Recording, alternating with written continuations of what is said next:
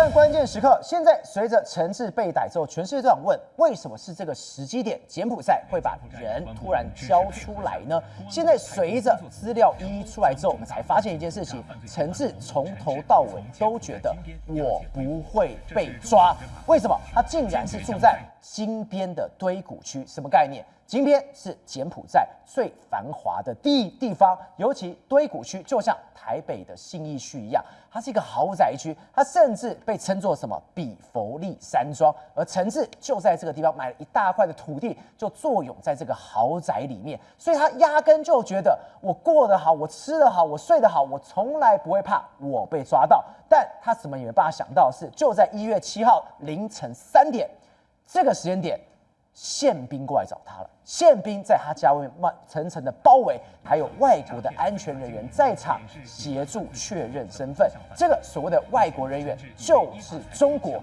而为什么中国他又这么的急呢？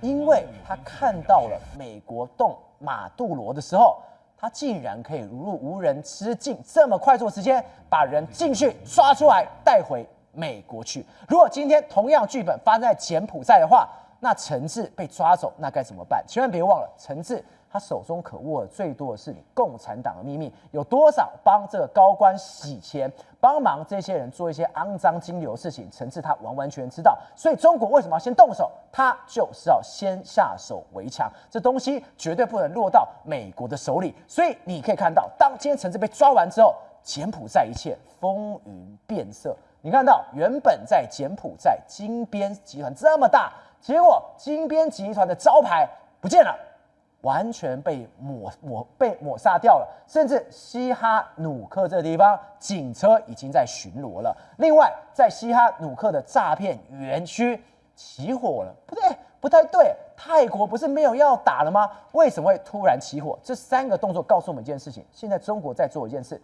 国家级灭证，还要把太子集团，他要把陈志这些所有的犯罪证据，在一夕之间全部都抹除干净。对，没错，实际上陈志是在1月7号的凌晨呢，由柬埔寨的这个相关的人员进去逮捕他。他住的地方，他不是住在碉堡，他也不知道怎么安全的，他就住在他自己的豪宅里面，就这样把他拎走。这有点类似是美国抓马杜洛了，那柬埔寨的官方就把这个陈志给抓起来。那抓起来的话，赶快把这个烫手山芋丢回中国，他马上就被遣回中国了。你看遣返回中国的时候，你看中国还刻意这个转播，然后还把他弄得一个秃头的样子。那原本的这个所谓这个大佬的样子，变成是非常落魄的犯罪，然后马上就说，你看他这十恶不赦，什么开赌场啊、诈骗、非法经营、器官移植多项罪名啊，还有跟中国。那问题是，大家想说，既然他罪名这么多，那为什么中国之前没有办法抓到？为什么现在就马上抓到？所以我跟你讲。显然呢，陈志跟中国官方的关系非常的密切，有人在保他啦。对，既然这个陈志已经变成是美国要追的人，那当然了，他留在柬埔寨变成是非常大的一个这个炸弹了。所以你看，第一个时间里面，柬埔寨说什么？他说陈志出生在中国啊，中国拥有法律的依据，而且柬埔寨已经撤销他的国籍，所以他以前有柬埔寨国籍，但是现在已经没有，他就是中国人了啊。那你们可以跟中国进行法律的对话。你这个川普不是要这个陈志吗？你可以跟中国对话哦。这跟柬埔寨没有关系，没关系哦。柬埔寨已经依法展现完整的诚意哦。总而言之，其他国家不应该感到不满哦，就跟我完全没有关系。他就说我把他遣送回去，因为他是中国人，他也不是柬埔寨人啊。那我们跟这个中国有引渡的条款，把他送回去啊。那你他是中国人的话，请你美国要这个抓陈志，你自己去跟中国说，跟我完全没有关系哦，撇得一干二净。好，那撇得干净之后，现在紧接下来第二步骤是什么呢？柬埔寨现在或者说中国官方呢，开始抹除他所有在外面你能够接触到的证据。对，什么证据呢？第一个，因为我们知道说，事实上陈志呢，他在这个除了这个太子银行之外，他在这个西哈努克有个金贝集团，你看他现在。整个集团的名字完全都不见了，都被抹掉了。是什么？金贝集团。对，没错，金贝好，对，都不见了。然后出一个内部我们在整修改装这样的状况，所以等于招牌都没了哈。过去很多资料可能也都被搬走了。紧接下来什么？西哈努克过去一段时间呢，是中国人几乎对中国人不设防。现在警方在那边巡逻，就是不准要有中国人，或者说看到什么人要偷什么东西，赶快把他抓起来。这些资料不能外泄出去啊。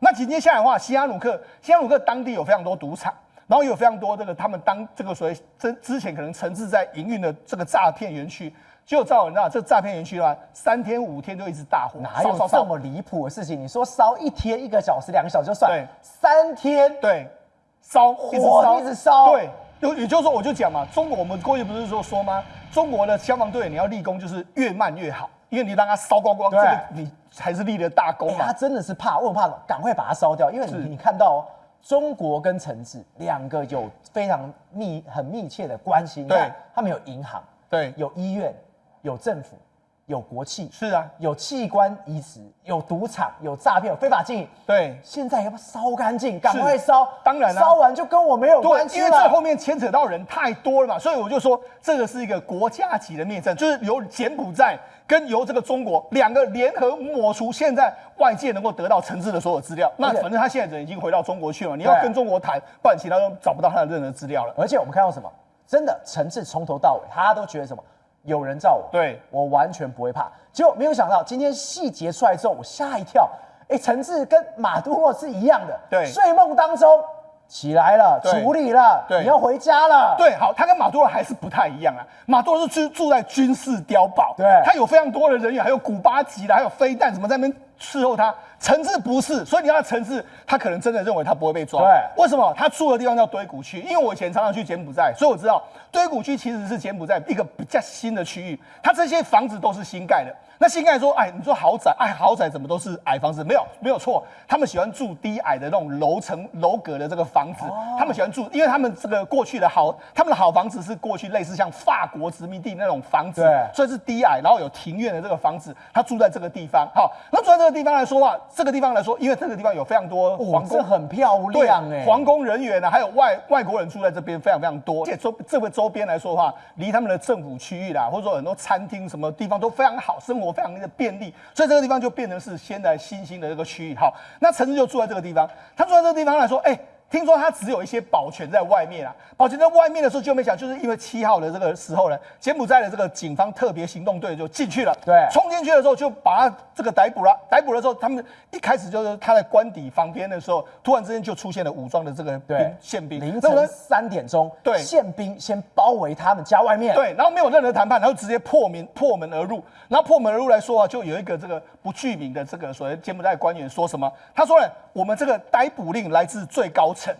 那最高层是谁？最高层当然就是洪森或者洪马内他们父子嘛，对，就来自总理府吧，哈。而且他说还有外国的安全人员在场协助身份，就是说外国人在那边看，没有错，他就是诚志，还在那边对，这个脸型，这个眉毛，对，那还问他嘛，就是说，请问你是不是诚志？你说是啊，诚志，好，那他就是诚志，就把他带走，就这样的状况。所以那带走之后呢，你看带走之后，马上就把他遣送回去了。而且为什么说是北京？因为这个蓝箭突击队，对，没错。我们那时候昨天看到这个画面的时候，想说很狼狈，对，没有，原来旁边这个蓝箭突击队才有猫腻的，对，没错。好，为什么这样说呢？我跟他讲，事实上我们讲这个是诚志嘛，看他落魄的样子，从过去的这个类似是教父级的人物，这个玉树临风，现在很有气场的，对，非常狼狈的样子。果然人没有钱没有势之后，就完全不是这个样子了。好，那你看这个，你看这个气势凌人的这个，他还有那蓝箭突击队，然后他们的队徽这样的状况，实际上这是什么？这是北京的10支国家级的反恐突击队。为什么要这样说呢？赵我跟你讲，因为呢这个北京方面怕什么？美国会不会来劫球啊？你也可能会劫球啊，说不定。所以他当然要克枪，杀出一个程咬金，都会把他带走，那怎么办呢？所以我才说这个为什么中国要克枪实弹，用反恐部队把他抓走，好，抓走的时候，你看马上就把他这个央视的片段，你看里面来说，连囚服都穿好了，囚服叫东看。东看是什么呢？就是北京东区的看守所这样的状况，然后押解车是北京的这个车牌，所以他会被押在北京啊。那这就是猫腻所在啦。你是个诈骗犯，照理说，我跟你讲，中国可以审的地方很多嘛，搞不好诈骗人数最多是上海，你把它弄到上海去审啊，那或者是在广东把它拿到广东去审，为什么要来北京？因为他要严加看管啊，在天子的眼皮底下，对，你谁敢乱搞他试试看？没错，而且是搞不好是习近平下令把他关起来嘛，因为我们现在不知道说他牵扯到的人是谁啊，他牵扯到的人搞不好是习近平啊，哇塞，我们不知道他牵扯到谁嘛，然后牵扯到搞不好是什么蔡奇或是谁不知道，所以一定要把他关起来，因为他这个搞不好会影响未来日后北京的政局也不一定嘛，所以把他关起来。好，无论如何现在在调查之中，好，那我们就讲。现在除了陈志已经回到了这个北京，被这个东区的看守所看管之外，现在他在这个柬埔寨的事业要垮台了。因为他过去其实在柬埔寨事业做的是蛮大的哈，包括说你看他有一个金贝集团，就不像你看他们目前为止来说，就已经你看这个字都被遮住了，然后他们就说车上的标签，他们很多车子嘛，那车上的标签都被撕掉，公司也改了名字，这样一个状况。然后就有人说，那我们可以进去看好不好？他说不行，你连进去里面看都不行。他说呢，我们现在很多人在幕后操控，保护里面的人，所以里面还有人呐、所以你就说，事实上现在目前为止来说啊，就是等于是这个金贝集团里面来说，现在后续还有一些尚待处理的事件，但这后续就由柬埔寨跟这个中国之间来互相处理的一个状况。事实上，现在目前为止来说的话，这个大家在灭证。那灭证的时候，我就说，这个时候呢，这个太子集团呢，我们知道他过去在有非常多事业嘛，现在这样，现在被这个洪森呢就地给他分赃掉了啊？为什么？因为我觉得这也是中国默许的。对，中国就说好了，反正他在当地的东西你就把它没收掉好了，就这样。好，所以我就讲，他这个柬埔寨最有名的就是太子银行。他2019年开幕嘛，对不对？那当时你看陈志来说有参加这个开幕仪式，你看当时的玉树临风、有气场的样子哈。那好，现在呢，柬埔寨官方已经说我们控制接管这个银行，而且这个银行已经进入清算程序。清算程序就是说，我会把这个银行把它结束掉，它的资产跟负债就会由柬埔寨的国家银行来接管，所以等于它的资产被吃走了。好，那资产被吃走之后呢，那还有一个非常有意思的因为纽时还接了揭秘这个柬埔寨的洗钱帝国，它有一个帝国叫这个汇旺集团。对，汇旺集团是什么？你看它旗下它其实是有一个这个所谓实体的公司，但它有一个叫汇旺支付。那汇旺支付就是用来包括说，你看它跟很多贩毒集团啊、性交易的这个单位啦，或诈骗集团啊，甚至他们都有往来。然后另外一边来说，它就是跟他们的这个包括赌博服务啦，然后资金洗钱的这个部分啊，还有什么这个黑暗的 service， 包括说枪击等等，他们有一个资金往来，然后透过这个汇旺支付，把黑的钱洗成白的钱，然后再透过这个汇旺集团把它洗成白的钱嘛。这个汇旺目前为止已经出现这个挤兑的这个实体出现挤兑，这个很奇怪，太子银行在柬埔寨非常大，对，结果它一夕间解散喽，对，不要玩喽，瓦解走喽，对，你看他们是什么？有一个重要消息，随着陈志落网，这个汇旺 App 绑定的身份证的信息也会被押送回国。那你怎么知道啊？我朋友在里面，他们高层说了，对，这是什么意思呢？也就是说，你看，可能过去搞不好张兆和没有利用这个汇旺支付在里面洗钱，疑似洗钱哈。对，那现在呢，你这些资料都被送回到中国去，这些资料里面来说，当然就牵扯到谁可能是幕后的黑手，就看得出来了嘛，对不对？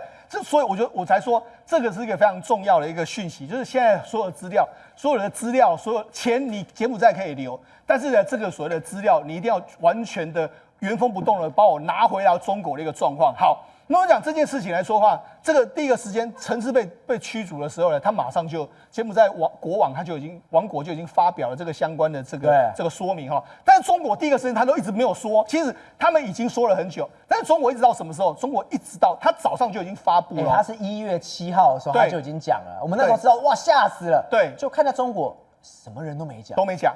他一直到1月8号的时候，他才说，央视啦、人民日报啦，还有新华社就说，我们把它引送回来了，他要留一点时间，因为如果中国马上在7号就说我把它引渡回来了，那搞不好有人就会去拿那些资料，因为事实上你看，公安部后来就弄一个在重大跨境的这个诈赌嫌犯来说，这个集团陈志被从柬埔寨押送回国，就已经确定押解回国，隔一天我才弄出来。好，为什么？因为事实上呢，他要确保他真的来了，真的回来了，而且真的没有任何的意外事件。因为他如果回到中国之后，你英国起诉他，美国起诉他，拿他没辙，所以他就变成是这样一个状况。好，那我就讲，现在目前为止来说的话，对洪森来讲的话，他也把这个炸弹把它拆掉了。为什么这样讲？我就讲这是洪森嘛。那洪森之前他有跟这个所谓的这个陈志有拍过照，他前阵来说他不认识陈志嘛，那当然大家都不相信嘛。好，那他跟洪森跟他的儿子洪马内都非常的好嘛，对。然后他前几天不是说有人利用我们这个执政党的名义用我们国家的名义这样子来骗钱，然后他都是政府重点整治还有清除的对象，就是他是我们要整治的对象了。好，那我跟大家讲。前一阵子的时候，不是泰检有冲突吗？对，这样泰检冲突的时候，当时我跟你讲，有一个非常有意思，泰国军方不是要打这个诈骗园区，打进去，甚至他们还有空降人员想要去抓陈志。你知道当时的时候，洪森说什么？他说如果没有送无大国介入调停的话，我要公布一份这个涉嫌甚广的产业园的股东名单。哇，听到这个，大家从坐椅子上跳起来了。对，那他为什什么么名单？他讲的大国是谁？大国他当然是跟中国喊话，对，他美国当然要调停嘛，美国已经来调停，但是美国调停没有，他要中国来嘛。好，那他这个产业名单是谁？如果公布出来的话，习近平、蔡奇那还得了？对，所以他等于是这个东西来出现的时候，中国就想，不行啊，你这样的话不行啊，因为我为什么？因为泰检冲突不是就有人说呢，是因为这个所谓的美国要泰国去清除这些诈骗园区嘛，对，要抓陈志嘛，对。那好，那现在陈志在我手上，那怎么办？他说，然后他已经被轰，这个所谓洪森被轰得一塌糊涂的时候说，如果大国没有出面调停的话，我就要把它公布出来。大国当然就是指中国啊，所以中国这时候赶快知道，好，没有问题，那你赶快把他抓起来，把他送回来，好，我来处理，所以才会有这个事情，就把他送回来嘛。那送回来之后，现在反正柬埔寨已经跟陈志完全撇了一干二净，所以跟柬埔寨一点关系都没有。所以他的产业园区的名单根本就是洪森的保命符，对啊。同时，它是北京最痛的事情。对，没错啊。而且他现在还有名单嘛，就是说他送走。如果你后来责怪我的话，我就把名单泄露出去。那名单之前超多，我们之前在节目上讲。这个柬埔寨的这个所谓生命科学园区里面，有多少中国的大学跟科学机构、医疗机构都有合作？对，这千丝万缕的关系。我就说为什么现在的陈志非常重要。第一个，我们就要讲陈志，他不是说吗？美国目前为止不是扣了150亿的比特币吗？但是赵你记不记得？我们之前不是有一个台湾的这个相关的这个犯罪，然后打电话给陈志的左右手说，哎呦。老大扣了150亿，那怎么办？结果他们不是说小钱，表示什么？他们还有更多钱。对，那这个更多钱的时候呢？照我问你，川普要，你觉得习近平想不想要？当然想要。对呀，所以他把它扣回来，这个至少这个人哇，这个价值非常多钱。好，这是第一个。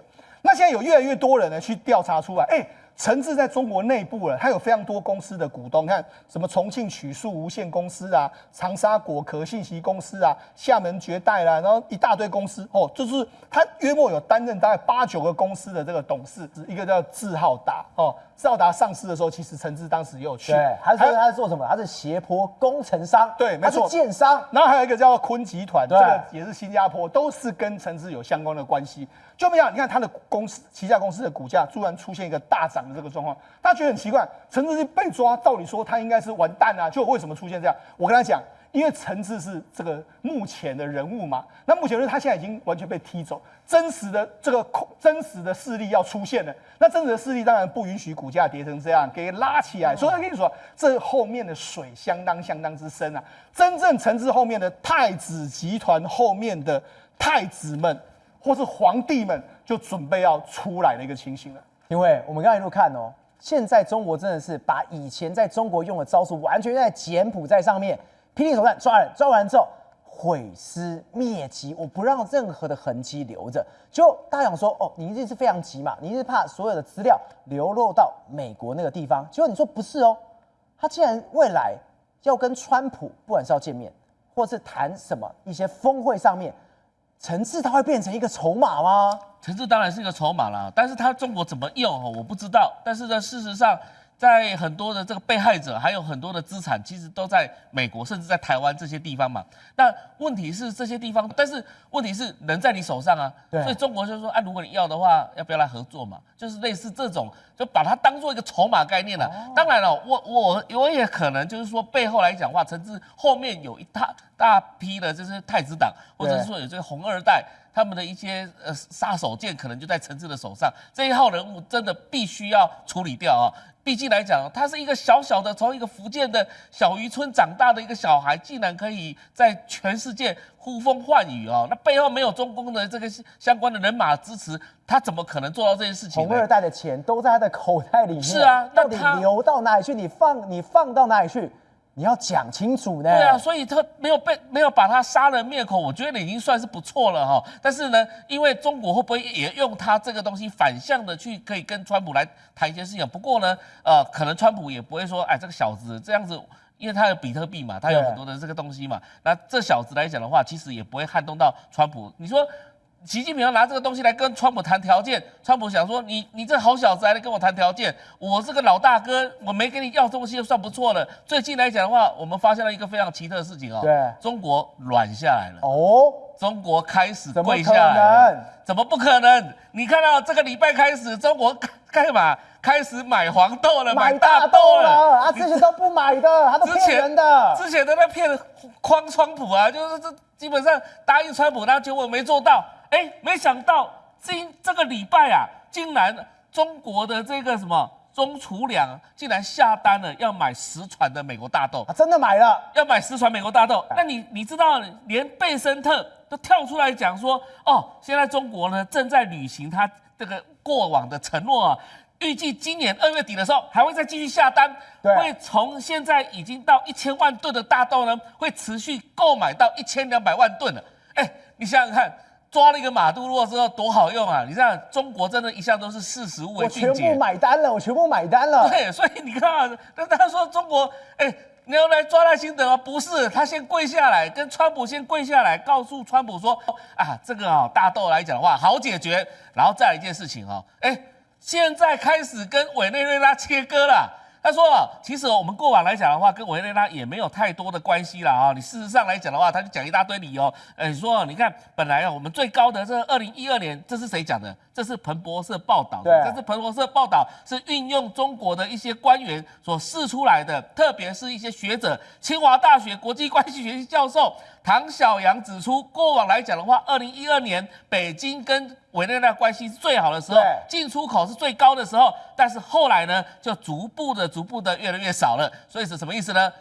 我们跟他没有什么太好的关系了，没有太大关系了，开始又切割了，你知道吗？这个很好玩。然后这个时候，这个是一定是什么？是一定官方叫这些学者出来讲话的。然后再来一件事情，就是因为今年来讲的话，就是在11月的时候，中国要举办 APEC。对，那你到时候4月如果来一趟，川普如果能够在11月又来深圳一趟的话，那岂不是中美关系大好吗？对不对？也就是说，他想要形塑一个现象，什么现象？就是说现在中国想要跟美国好来好去了，所以你看到川普一动马杜洛，中国来讲的话，真的就是跪下去了，马上跟川普磕头，不管黄豆都买了，然后呢就告诉他说跟委内瑞拉没什么太大关系，然后再来去说我们可以稳定中美关系哦，那这些都是中国现在在放风声。为什么放风声？因为他真的吓到了，不晓得说下一步会不会来处理习近平，所以习近平接下来抓了陈志，有可能把陈志当个筹码来贡献给川普也不一定。然后另外来讲，当然了，要把他身体洗干净之后再贡献给川普了啊。然后呢，我讲的是说他身上的背负的那些所谓的有的没的太子党的这个黑底，或者是红二代黑底，你到底骗了多少人的东西，好好算清楚。是，然后呢，再来就是说去形塑一个氛围，这个氛围就中美关系是非常稳定的。那老川呢，那个川普大帝呢，如果你4月来到中国的时候，你好好善待我习近平吧。慧正，我们刚刚一路看哦，现在大家都在抢什么？抢陈志，中国已经这么急赶快把它处理掉。但现在对我们台湾来说，你陈志在我们台湾骗了这么多的钱，你要给我们台湾人有交代，而且到底是谁帮忙你，这非常重要。办到现在，我管你第1波、第2波到第7波、第8波好了，不是你要办到什么时候？你要把你相关的东西全部都拿出来，你不能再包庇这个案件了。是你问到一个非常关键的一个问题，谁在包庇陈志？我跟你讲，这个问题不是只有我们现在我们大家想知道，观众朋友想知道而已。你知道这个问题最想知道是谁吗？美国。我跟你讲，代志大条啊！为什么代志大条啊？现在甚至这一条线，陈志在台湾这个据点找到国安局的退役的军官。我跟你讲，完蛋了！而且检方出来证实，这一条线是谁的？美方提供。所以赵和，我跟你讲，现在美国在盯什么？怎么可能一个陈志在台湾搞了10年？从2016年陈志第一次来，你知道他10年搞成什么样吗？他搞到11户的豪宅，48个车位，34辆的超跑，60个账户，4辆游艇。结果你台湾政府麻木不仁，完全没人知道。对，所以这件事情美国生气了，你知道？然后呢，我更发现一件事，现在陈志整个哇塞闹得这么大，那台湾政府认真查啦，对不对？对。我昨天不是爆一个料吗？对。我昨天爆一个料，什么料呢？竟然有一个神秘被告在陈志案到现在目前为止，除了本节目之外，除了我之外，没有人敢提到他的名字。陈宗豪，这名字跟佛地魔一样，而且你讲的好像会出事一样。为什么没有人敢提到他名字？因为他的势力到现在还在 cover 他。对。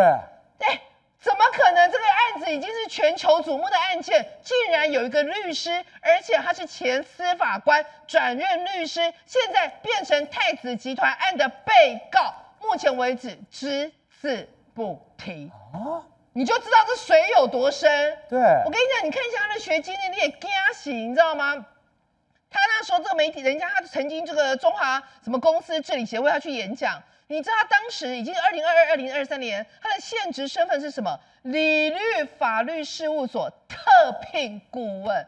理律是台湾大概没有不是第一大，也是大概前3大吧。理律可以找一个不到50岁的变成特聘顾问。再来，你看他什么台北地检署主任检察官退，这都还 OK。让我整个下巴掉下来的是，他竟然在2016年曾经是法务部派驻金融管理委员会的检察官，他之前是派驻金管会的，是金管会是负责干嘛？金流。所以我们之前所有的问题，现在我当然不是说一定有他，但是这个背景的关系很让人家觉得后面水很深。你还记不记得，我们从开始讲陈志案第一天开始，我们就不断在问，国珍还帮我们爬书，怎么经济部你怎么可能不知道？同审会你怎么可能不知道？这么金管会你怎么可能不知道？好，我们问了去年，到后来终于有人告诉我们答案，谁？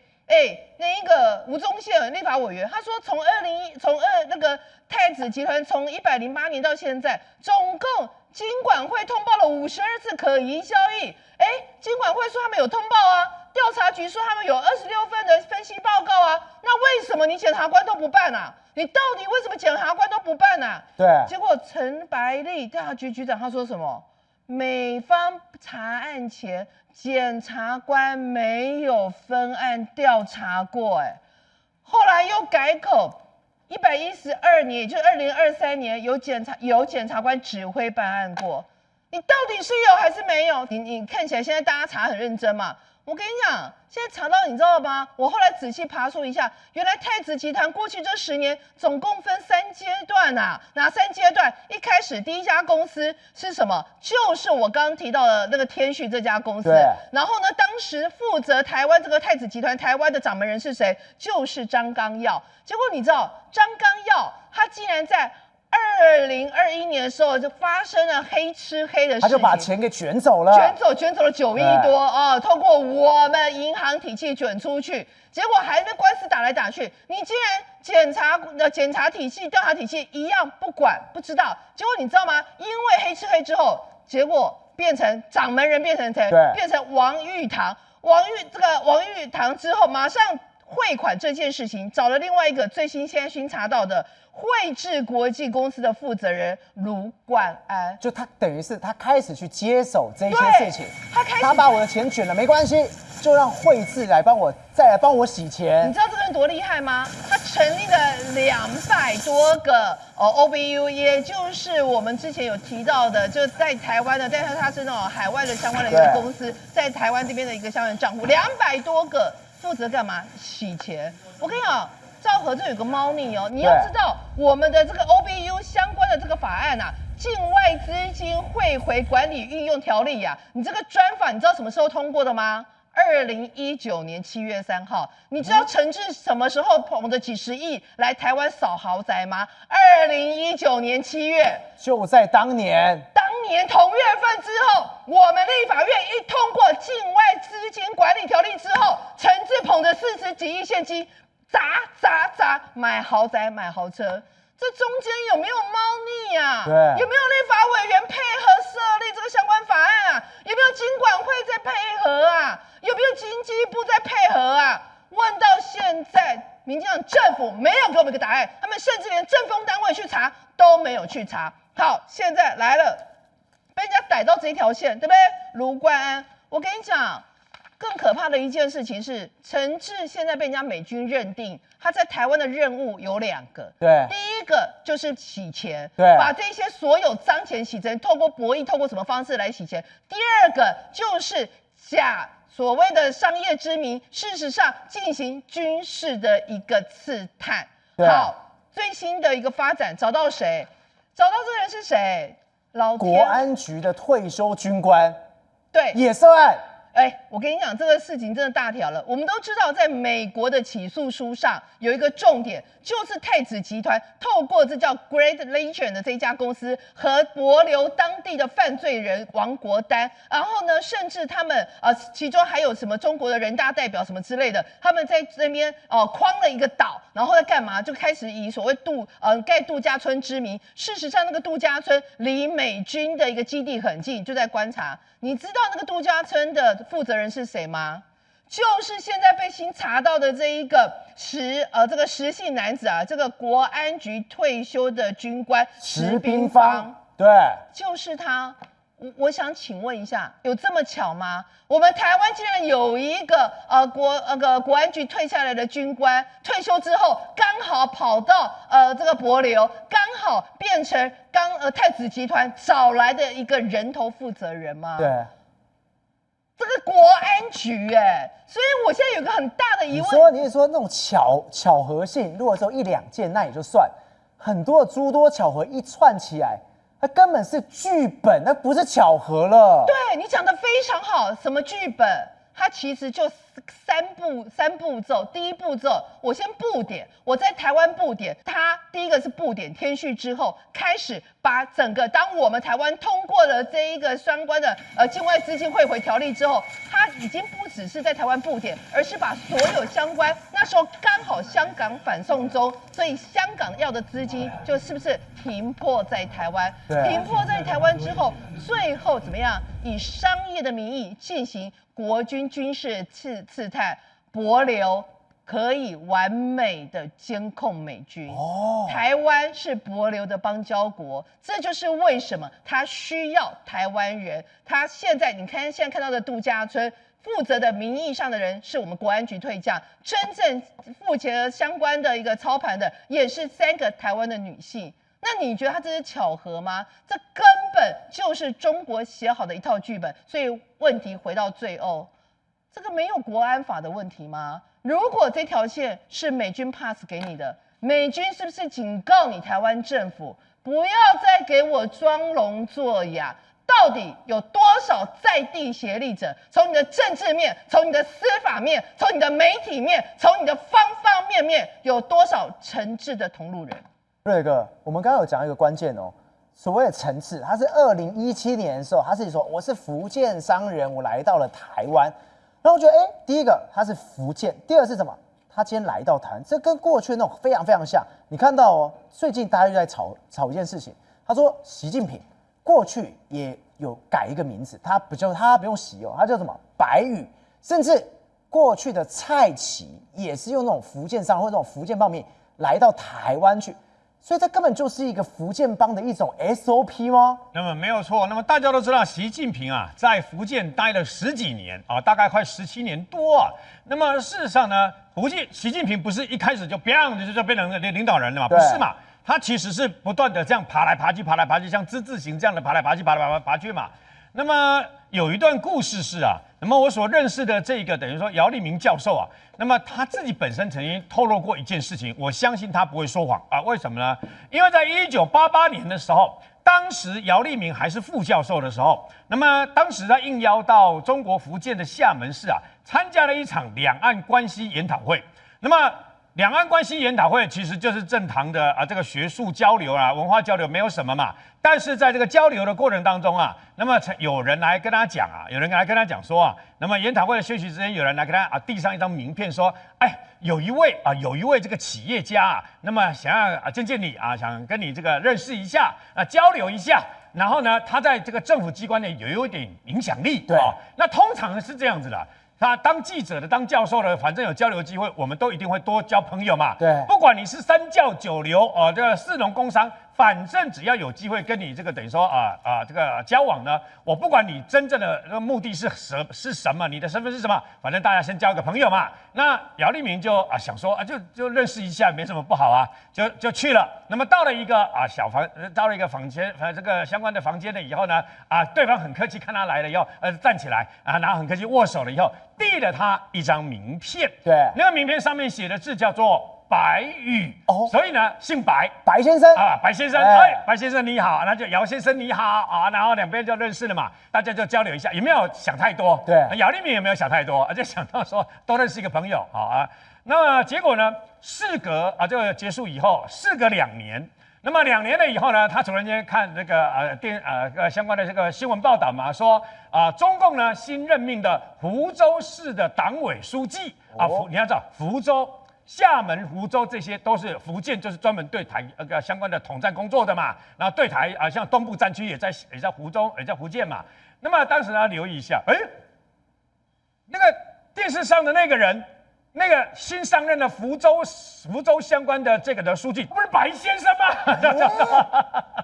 各位，白先生他谁？他叫习近平，你知道？那时候的名字叫习近平，就跳出来了。各位，在当年的习近平没有那么，为什么？各位，习的下面就是个白呀。原来是这样拆开来，白宇啊，变成白宇，白宇啊。那有趣的是，那么后来这个姚立明教授呢，那么他在一次的相关的这个跟他聊天，后来这个等于说媒体呢，外国的媒体有报道，日本的这个朝日新闻有报道这个新闻的事情厦门大学否认没有这种事情，没有，他一定否认嘛。所以呢，那么那个时候呢，那么其实那让这个姚立明恍然大悟说，2年前拿着白宇的这个明信片。当时他还记得那家公司是没有听过的企业公司结果这个当时的杰出企业家想跟他认识的人，原来化名白宇的就是习近平，所以你就知道，那么在中国当年的习近平显然想要对台工作，想要多了解一些事情